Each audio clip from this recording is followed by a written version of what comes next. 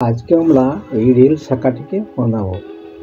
এই যে পাত এবং ছোট স্কোয়ার পিস দিয়ে আমরা এই শাখাটিকে বানাবো। এই শাখাটিকে বানাতে গেলে আমার স্ক্রিনে দেখা যাচ্ছে আমরা যে এই যে শাখাটিকে বানাচ্ছি, এই শাখাটা কমপ্লিট শাখাটা, এটা কীভাবে বানাবো সেটা আমার এই ভিডিওর মধ্যে রয়েছে।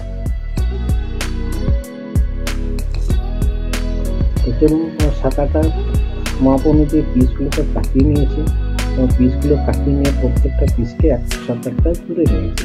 আমরা প্রত্যেকটা পিসে একটা করে 6টা করে পিস জুড়ে নিয়ে একটা করে স্টেজ তৈরি করেছি। এবার আমার দুটো শাখাতে 6টা স্টেজের পিস লাগবে, সেগুলো আমরা অলরেডি বানিয়ে নিই। আমরা এখন বানাবো পাত। এই পাত বানানোর জন্য আমরা সোনাটাকে রেডি করে নিচ্ছি। সোনাটাকে কাটিয়ে নেওয়ার পর আমার তারের সাইজ করে নিচ্ছি। তারের সাইজ করে নিয়ে একটু চিকিয়ে নেব। চিকিয়ে নেওয়ার পর আমরা এটাকে পাত বানাবো। পাতটা বানাবো যে আমরা কাগজটা কেটে রেখেছিলাম, সেই কাগজটা আমি তো দেখাচ্ছি ভিডিওর মধ্যে, সেই কাগজটার মতো আমরা পাতটাকে বানাবো।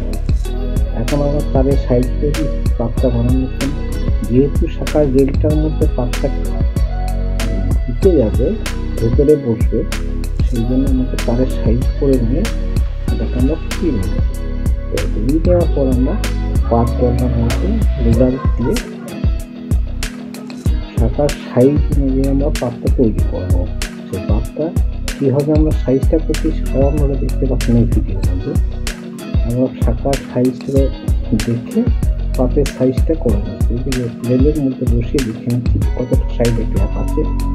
এই গ্যাপটা সেম হবে, সেই অনুযায়ী আমরা পাতটাকে বানিয়ে নিচ্ছি। আমার শাখাটার ওজন হবে 6 গ্রাম।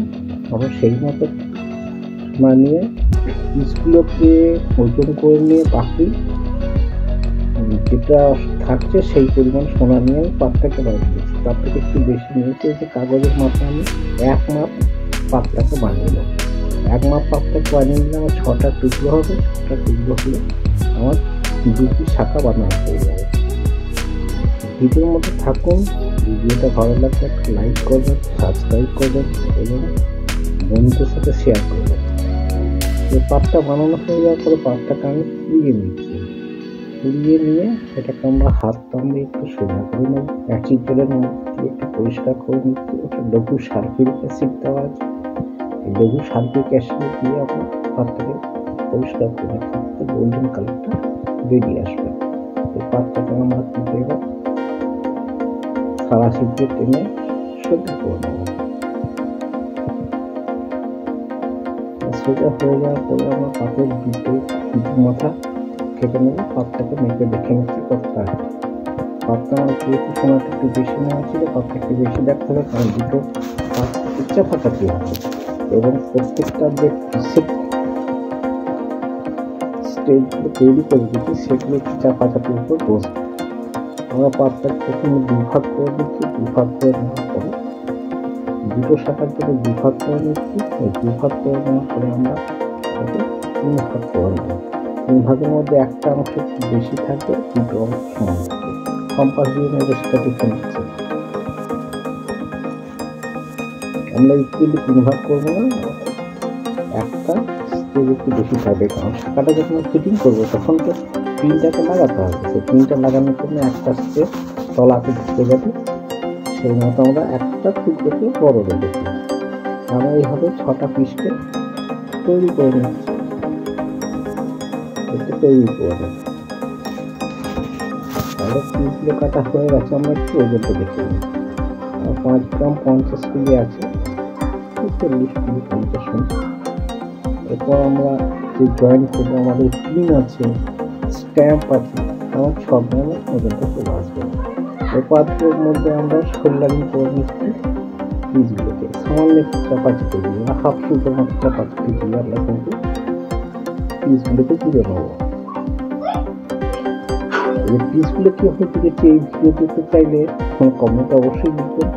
আমি আবার অন্য কোনো ভিডিওতে পিসগুলোকে কীভাবে জয়েন করেছি, 6টা পিস দিয়ে একটা যে স্টেজ তৈরি করেছি। আমার শাখাটা হবে 3 ভাগে, অর্থাৎ 3 ভাগ পাত থাকবে, 3 ভাগ পিস থাকবে। সেই মতো আমরা করে নিয়েছি। এইভাবে আমরা মাথা দিয়ে দেবো, এই বড় পাতটা এই মাথাতে দিয়ে দিচ্ছি।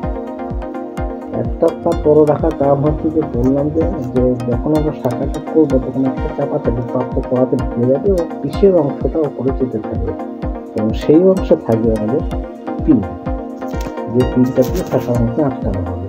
আবার দেখে নিচ্ছি, বসিয়ে কি দেখে নিচ্ছি যে চাপাচাপি থাকছে, যে কতটা হাফ ইঞ্চি মতো চাপাচাপি থাকছে।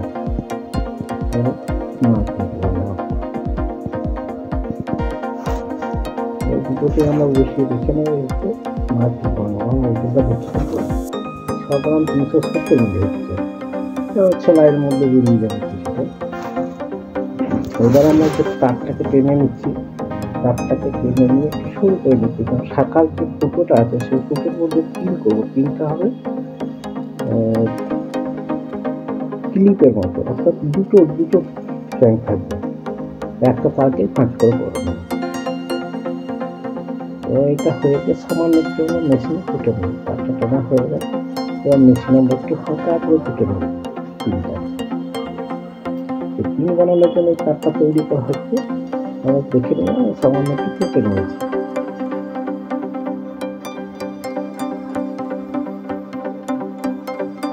পুড়িয়ে নেবো, পুড়িয়ে নিয়ে মাছ নিয়ে কেটে নেবো, একটু হাত পা নিয়ে সোজা করে নেওয়ার পরে পিনের মাথায় যে শাখা ফুটোর মধ্যে শাখার যে থিকনেসটা আছে সেই থিকনেস অনুযায়ী পিনের মাপ কতটা হবে সেটা আমি একটু দেখে নিচ্ছি।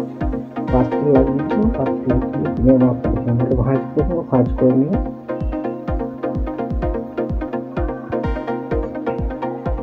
নেওয়ার পর আমাদের পিনটা তৈরি হয়ে গেছে, ভাঁজ করে নিচ্ছি। এবার যে মাথাটা যেখানটায় ভাঁজ করলাম সেইটা কিন্তু আমার পাতের মধ্যে ঢেলে নেবো। দুটো লেগ থাকবে, এই লেগ দুটো আর ভেতরে ঢুকিয়ে দিয়ে যাতে ক্লিপের মধ্যে আটকে নিতে পারে। সোল্ডারিং করে নিতে হবে, এটাকে পরপর দুটোতে করে নিচ্ছি। সোল্ডারিং হয়ে যাওয়ার পরে একবার দেখে নেব, দেখে নিচ্ছি পিনটা ঢুকিয়ে পিনটা কতটা বেরোচ্ছে। অলরেডি মোটামুটি একটা শাখাটা তৈরি হয়ে গেছে। এরপরে রয়েছে আমার পালিশের কাজ এবং সেলাইয়ের কাজ। পালিশ করতে তো আমার এটাকে কালার নিয়ে যায়, অ্যাসিড দিয়ে একটা প্রসেসিং করে এটাকে পরিষ্কার করবো, গোল্ডেন কালারটা যাতে আরো ব্রাইট হয়।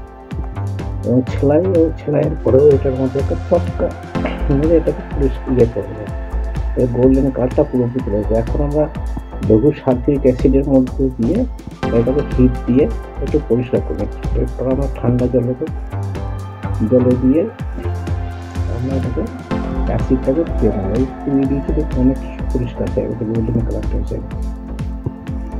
এবার একটু শুকিয়ে ফ্রাই করে নেবো, হিট দিয়ে ফ্রাই করে নেবো, মুছে নেওয়ার পর হিট দিয়ে ফ্রাই করে নেবো।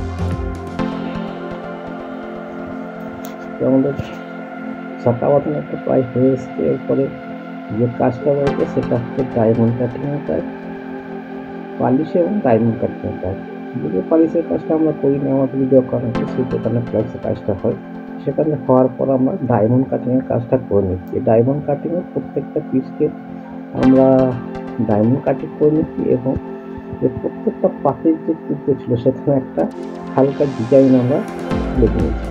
এই যে আমাদের পাতটা কমপ্লিট হয়ে গেছে, তো এটাকে চটকা মেরে পরিষ্কার করার পর কমপ্লিট। এবার আমাদের হচ্ছে ফিটিং করার পালা। এই যে শাখাটা দেখতে পাচ্ছেন, এই শাখাটায় আমরা এটাকে ফিটিং করছি। ফিটিং করছি আমরা পিনটাকে প্রথমে ঢুকিয়ে নিয়ে পাতটাকে নিয়ে মার্কিং করে নেবো যে কোন জায়গাতে পিনটা করছে, সেই জায়গাতে আমরা একটা ফুটো করে নেবো, মার্ক করে নিয়ে ওই জায়গাটা আমরা ফুটো করে নেবো। ফুটোটা করে নিচ্ছি, ফুটো করে নিয়ে সেই জায়গাতে পিনটাকে ঢুকিয়ে আমরা তলা দিকে পিনটাকে ছেড়ে নেবো। পিনটা বেরিয়ে গেছে, আমার দুটো লেগকে ছেড়ে নেবো। আমি এখানে শাখাতে কিছু করে নেব। আজকের ভিডিওটা এই পর্যন্ত। ভালো লাগলে একটা লাইক করবেন, শেয়ার করবেন এবং নতুন হলে চ্যানেলটিকে সাবস্ক্রাইব করবেন।